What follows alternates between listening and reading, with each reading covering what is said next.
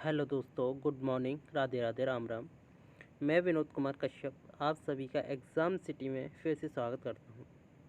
दोस्तों, आज है 9 अक्टूबर 2021 से रिलेटेड करंट अफेयर्स के सुबह 10 क्वेश्चन लेकर के आया हूं।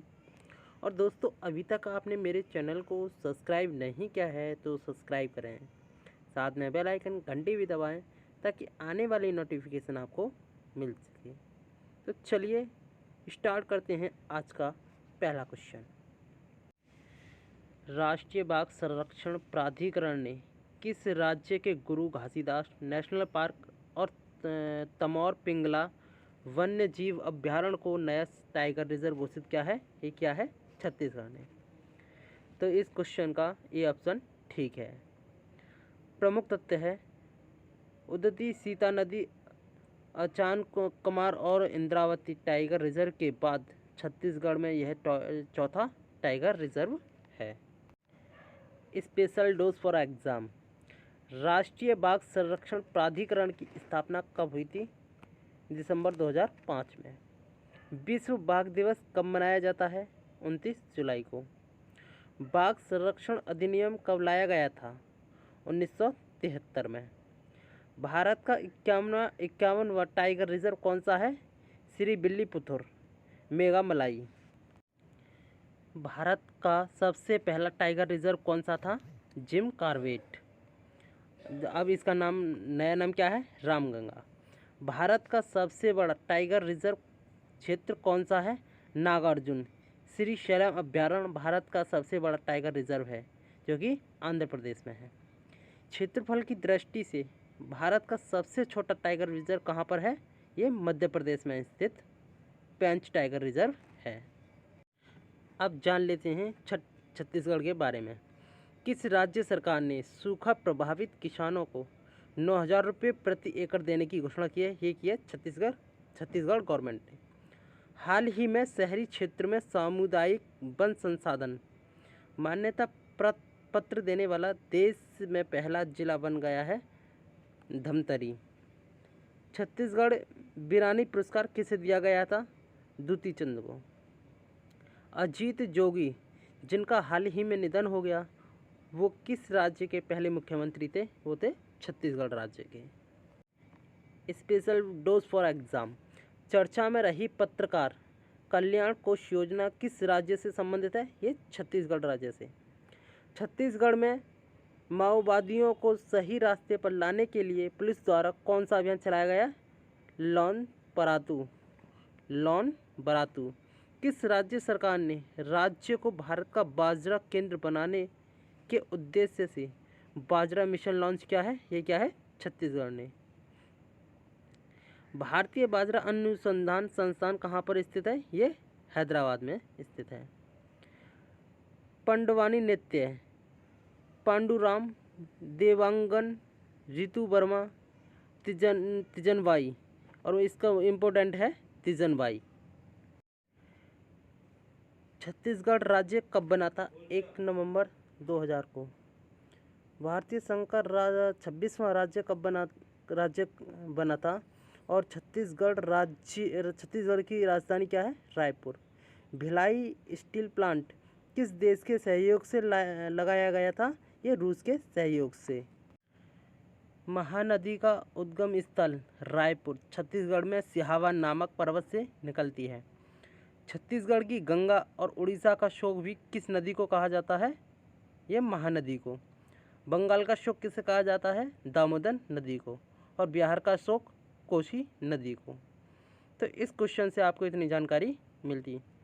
और दोस्तों, डेली मैं आपसे यही कहता आया हूँ कि डेली आप अपने लिए एक एग्ज़ाम सिटी से सुपर 10 क्वेश्चनों का टारगेट फिक्स करो, आपकी लाइफ ऑटोमेटिकली अच्छी हो जाएगी। और यह वीडियो आपको अच्छी लगती है, हेल्पफुल लगती है, तो इस वीडियो को लाइक और शेयर किया करो। चलते हैं अगले क्वेश्चन की तरफ।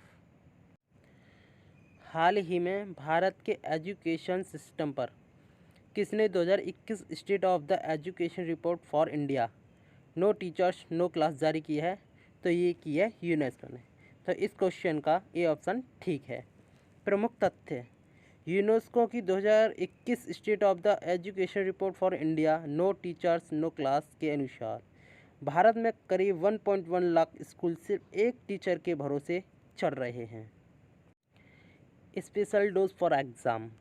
भारत में एकल शिक्षक स्कूल की संख्या कितनी है? 1.2 लाख। इसमें से 90% गाँवों में है। भारत में शहरी स्कूल में इंटरनेट का उपयोग कितना होता है? 42%। गाँवों में 14%। विश्व धरोहर दिवस कब मनाया जाता है? 18 अप्रैल को। भारत में कुल कितने विश्व धरोहर स्थल हैं? 40। यूनेस्को वर्ल्ड हेरिटेज सूची में भारत की कुल कितनी प्राकृतिक धरोहर है? 7। यूनेस्को वर्ल्ड हेरिटेज सूची में भारत की कुल कितनी मिश्रित धरोहर है? 1। वो कौन सी है? कंचनजंगा, जो कि सिक्किम में है। यूनेस्को वर्ल्ड हेरिटेज सूची में भारत की कुल कितने शहर हैं? 2। और वो कौन कौन से शहर हैं? अहमदाबाद और जयपुर। बात करते हैं यूनेस्को के बारे में। यूनेस्को वर्ल्ड हेरिटेज में सूची में भारत की नवीनतम धरोहर है, कौन सी है वो? धौलावीरा। यूनेस्को का मुख्यालय कहाँ पर है? पेरिस में। और यूनेस्को की स्थापना कब हुई थी? 1945 में। यूनेस्को के महानिदेशक कौन है वर्तमान में? आंद्रे ओजले। तो इस क्वेश्चन से आपको इतनी जानकारी मिलती है। चलते हैं अगले क्वेश्चन की तरफ। भारतीय वायुसेना दिवस, इंडियन एयरफोर्स डे, निम्न में से किस दिन मनाया जाता है? 8 अक्टूबर को। तो इस क्वेश्चन का ये ऑप्शन ठीक है। प्रमुख तथ्य: भारत हर साल 8 अक्टूबर को भारतीय वायुसेना के रूप में मनाता है। Special dose for exam. किसे देश का अगला वायुसेना अध्यक्ष नियुक्त करने का फैसला किया है? Air marshal BR Chaudhary. वायुसेना दिवस 8 अक्टूबर को मनाया जाता है और वायुसेना की स्थापना कब हुई थी? 8 अक्टूबर 1932 को। उसका हेडक्वार्टर कहाँ पर है? न्यू दिल्ली में। तो इस क्वेश्चन से आपको इतनी जानकारी मिलती है। चलते हैं अगले क्वेश्चन की तरफ। विश्व चैंपियनशिप में रजत पदक जीतने वाली देश की पहली महिला पहलवान निम्न में से कौन बन गई हैं? ये बन गई हैं अंशु मलिक। तो इस क्वेश्चन का डी ऑप्शन ठीक है। प्रमुख तथ्य: अंशु मलिक 7 अक्टूबर 2021 को विश्व चैंपियनशिप का फाइनल मुकाबला हार गईं और उन्हें रजत पदक से संतोष करना पड़ा। वे इस चैंपियनशिप में रजत पदक जीतने वाले पहली भारतीय महिला पहलवान बन गई हैं। Special dose for exam. Manika Batra का संबंध किस खेल से है? टेबल टेनिस से। भवानी देवी का संबंध किस खेल से है? तलवारबाजी से। मरियप्पन थंगावेलु का संबंध किस खेल से है? हाई जंप से। रानी रामपाल का संबंध किस खेल से है? हॉकी से। आदिति मोहन का संबंध किस खेल से है? गोल्फ से। लवलीन बोरगोहेन संबंध किस खेल से है? ये बॉक्सिंग से। खेल दिवस कब मनाया जाता है? 29 अगस्त को। भारत का राष्ट्रीय खेल कौन सा है? हॉकी। राजीव गांधी खेल रत्न पुरस्कार का नया नाम क्या कर दिया गया है? मेजर ध्यानचंद खेल रत्न पुरस्कार। खेलो इंडिया यूथ गेम्स 2021 कहाँ होंगे? पंचकुला यानी कि हरियाणा में। वर्तमान खेल मंत्री कौन है? अनुराग ठाकुर। तो दोस्तों इस क्वेश्चन से आपको इतनी जानकारी मिलती है। चलते हैं अगले क्वेश्चन की तरफ। केंद्र सरकार ने प्रधानमंत्री नरेंद्र मोदी के आत्मनिर्भर भारत के विजन को पूरा करते हुए कितने PM मित्र पार्क स्थापित करने के लिए अपनी मंजूरी दी है? तो ये दी है 7। तो इस क्वेश्चन का डी ऑप्शन ठीक है। प्रमुख तथ्य: केंद्र सरकार ने आत्मनिर्भर भारत के विजन को पूरा करते हुए 7 PM मित्र पार्क स्थापित करने के लिए अपनी मंजूरी दे दी है। पार्कों को स्थापित करने की घोषणा केंद्रीय बजट 2021-22 में की गई थी। Special dose for exam. Budget 2021-22 में बीमा क्षेत्र में FDI कितने % कर दिया गया? ये 74%। बजट 2021-22 में व्यय का सबसे बड़ा स्रोत कौन सा है? उधार। बजट 2021-22 में आत्मनिर्भर भारत योजना कितने वर्षों के लिए आरंभ करने की घोषणा की गई है? ये 6 वर्षों के लिए की गई है। वर्तमान में वित्त मंत्री कौन है? निर्मला सीतारमण है। बजट 2021-22 में कहाँ पर केंद्रीय यूनिवर्सिटी खोलने की घोषणा की गई है? ये की गई है लेह लद्दाख में। बजट 2021-22 में 2020-21 के लिए राजकोषीय घाटा का संशोधित अनुमान कितना है? 6.8%। भारत के संविधान में बजट को क्या कहा जाता है? वार्षिक वित्तीय विवरण। भारतीय संविधान अनुच्छेद 112 का संबंध किससे है? वार्षिक वित्तीय विवरण से। तो इस क्वेश्चन से आपको इतनी जानकारी मिलती है। चलते हैं अगले क्वेश्चन की तरफ। किस राज्य में देश का पहला वर्टिकल लिफ्ट रेलवे सी ब्रिज बनाया जा रहा है? तो ये बनाया जा रहा है तमिलनाडु में। तो इस क्वेश्चन का डी ऑप्शन ठीक है। प्रमुख तथ्य: तमिलनाडु राज्य का नया पंबन ब्रिज यानी देश का पहला वर्टिकल लिफ्ट रेलवे सी ब्रिज जल्द ही बनकर तैयार होने वाला है। इस परियोजना के अगले साल मार्च माह तक पूरा होने की संभावना है। तो यह है मैप में नया Pamban bridge. Special dose for exam: यह ब्रिज तमिलनाडु को रामेश्वरम और धनुषकोडी से जोड़ेगा। तमिलनाडु का सबसे बड़ा बांध कौन सा है? मैट्यूर बांध। मैट्यूर बांध किस नदी पर बना है? ये कावेरी नदी पर बना है। कृष्णराज सागर बांध कहाँ पर बना है? ये कर्नाटक में बना है। और कृष्णराज सागर बांध का निर्माण किसने करवाया था? एम विश्वेश्वरैया ने कराया था। तो बृहदेश्वर मंदिर कहाँ पर स्थित है? ये तमिलनाडु में। तंजौर का प्रसिद्ध मंदिर कौन सा है? बृहदेश्वर मंदिर। बृहदेश्वर मंदिर को अन्य किस नाम से जानते हैं? ग्रेट चोला टेम्पल। तमिलनाडु का शास्त्रीय नृत्य कौन सा है? भरतनाट्यम। मदुरई शहर किस नदी के किनारे बसा है? ये वैगई नदी के किनारे बसा है। तो इस क्वेश्चन से आपको इतनी जानकारी मिलती है। चलते हैं अगले क्वेश्चन की तरफ। हैनले पासपोर्ट इंडेक्स 2021 में लगातार कौन सा देश पहले स्थान पर रहा है?